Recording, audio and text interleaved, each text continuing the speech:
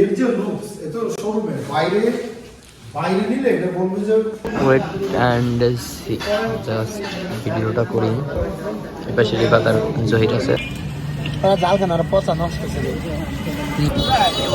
এখন আমরা কাছেটা শিখে বাসা থেকে রওনা হব। আসসালামু আলাইকুম সবাইকে, it's me Rifat and welcome to my new another blog. Title এবং থাম্বনেইল দেখে অলরেডি বুঝে গিয়েছেন আজকের ভিডিওটা কী নিয়ে হতে চলেছে। হ্যাঁ, আজকে আমরা বন্ধুরা সবাই মিলে যেতে চলেছে গোপালগঞ্জ কাচ্চি ডাইনের উদ্দেশ্যে। আর এটার জন্য সকাল সকাল আমরা বেরিয়ে পড়ি। আর গত 2 দিন সূর্য মামার দেখা না পাওয়ায় আমরা জ্যাকেট পরে রওনা দিয়ে দিই গোপালগঞ্জের উদ্দেশ্যে।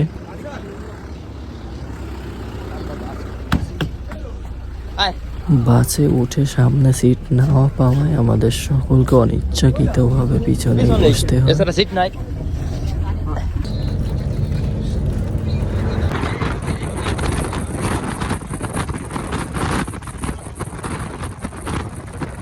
এইদিকে শীতে গরম হওয়ার জন্য আমার 2 বন্ধু বাসের মধ্যে মারামারি শুরু করে।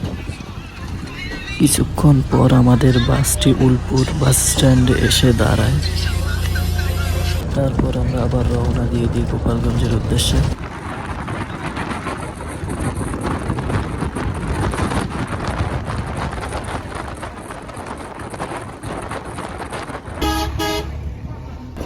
এখন আমরা আছি গোপালগঞ্জ পুলিশ লাইন। দেখতে দেখতে আমরা গোপালগঞ্জ পুলিশ লাইন চলে আসি।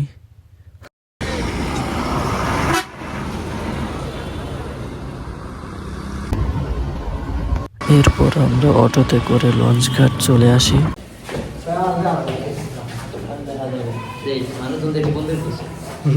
ফাইনালি আমরা কাচ্চি ডাইনে চলে আসি। ওয়েট অ্যান্ড সি জাস্ট ভিডিওটা করি। এপাশে রিফাত আর জহির আছে।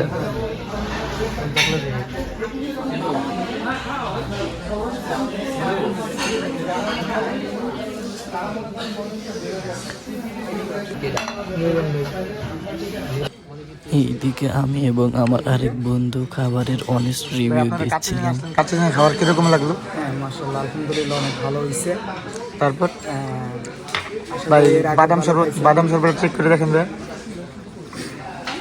জোরালিটা আমার কাছে সবচেয়ে ভিটামিন বি। এই যে আমার মামা বানছে ওদের বলে রাইসে পেট ভরে নাই, খুব বোকা চোদা। যে একটা কথা বলতে কি, বাদাম শরবত থেকে বোরহানিটা বেস্ট, এটা বলতে পারি আমি। এটার থেকে এটা খুব সুন্দর, বাদাম শরবতে বোরহানিটা খুব সুন্দর আছে এবং তাদের সার্ভিসটাও এবং সাপটাও অনেক ভালো লাগছে। আর এদের এই উপরের ভিউটা আমার কাছে খুবই সুন্দর লেগেছে। এরপরে আমরা সেই গোপালগঞ্জের বিখ্যাত বেলপুরি খেতে মামার দোকানে চলে আসি। আরে কিন্তু আসছে কি করে নিবা বন্ধু কল। এইখানে আমার বন্ধু গাড়ি দেখতে আসছে।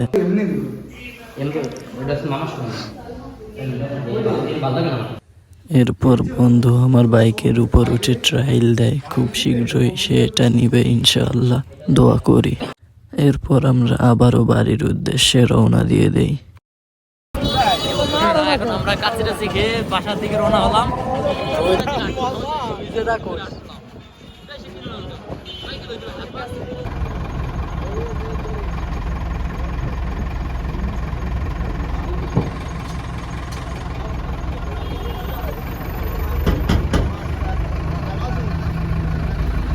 আকাশ লাগে না আমার প্রাণে।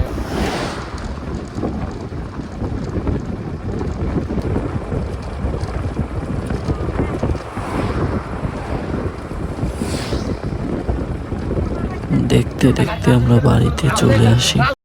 তো আজকের ভিডিওটি ছিল এই পর্যন্তই। দেখা হবে অন্য কোনো ভিডিওতে। ততক্ষণ পর্যন্ত সবাই সুস্থ থাকবেন, ভালো থাকবেন। আল্লাহ হাফেজ।